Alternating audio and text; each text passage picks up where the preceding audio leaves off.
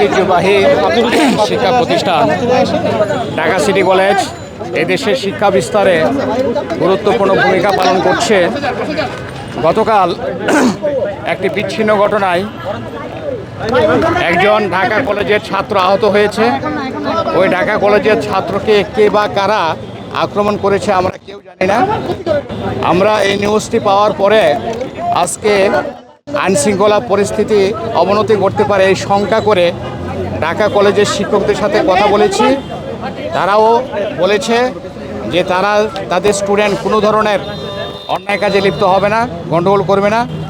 আমরাও আমাদের ছাত্ররা এই ধরনের কোনো ধরনের গণ্ডগোলে যাতে লিপ্ত না হতে পারে সকাল থেকে আমরা আমাদের শিক্ষকদেরকে বিভিন্ন গ্রুপ করে বিভিন্ন জায়গায় পাঠিয়ে দিয়েছি। তারপর আমরা হঠাৎ করে দেখলাম 11টায় কিছু ছাত্র নামের দুষ্কৃতকারীরা এই ঢাকা সিটি কলেজের স্থাপনার উপর হামলা করলো। বর্বরচিত হামলা। ঢাকা সিটি কলেজের স্থাপনা ভাঙচুর করলো, আমাদের সাইনবোর্ডগুলো খুলে নিল। আমরা দেশবাসীর কাছে হামলার আমরা বিচার চাই। এই হামলার আমরা নিন্দা জানাই। এই ধরনের ঘটনা কোনোভাবেই কাঙ্ক্ষিত নয়। রমজানের আগেও এইভাবে ঢাকা সিটি কলেজের স্থাপনার উপর হামলা করা হয়েছিল।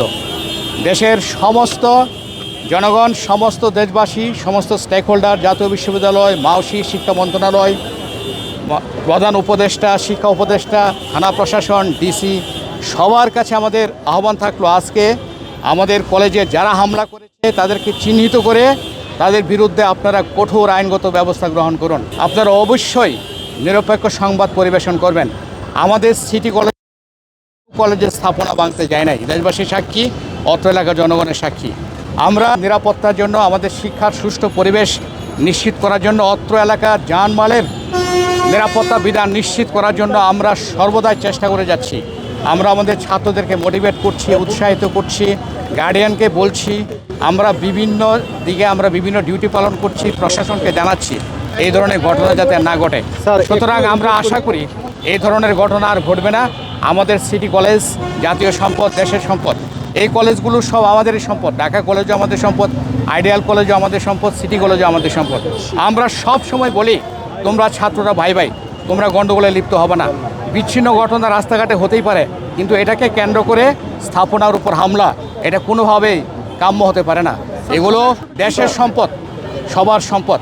আশা করি আমাদের ছাত্র সমাজ দায়িত্বশীল আচরণ করবে। ঘটনা হলো এখানে আমাদের ঢাকা সিটি কলেজে 12,000 স্টুডেন্ট, ঢাকা কলেজে 7-8 স্টুডেন্ট, আইডিয়াল কলেজে প্রায় 5-7 স্টুডেন্ট। এখানে প্রায় 25,000 স্টুডেন্টের একটা আনাগোনার জায়গা। তারা রাস্তাঘাটে এখানে সেখানে দাঁড়িয়ে থাকে, গল্প করে, গুজব করে। তাছাড়া বিভিন্ন ধরনের ফেসবুক গ্রুপ আছে, তারা একে অপরকে কটাক্ষ করে আচরণ করে। ওই বিচ্ছিন্ন ঘটনাকে কেন্দ্র করে 1-2টা মারামারি হয়, শেষ পর্যন্ত এইটা বড় আকার ধারণ করে।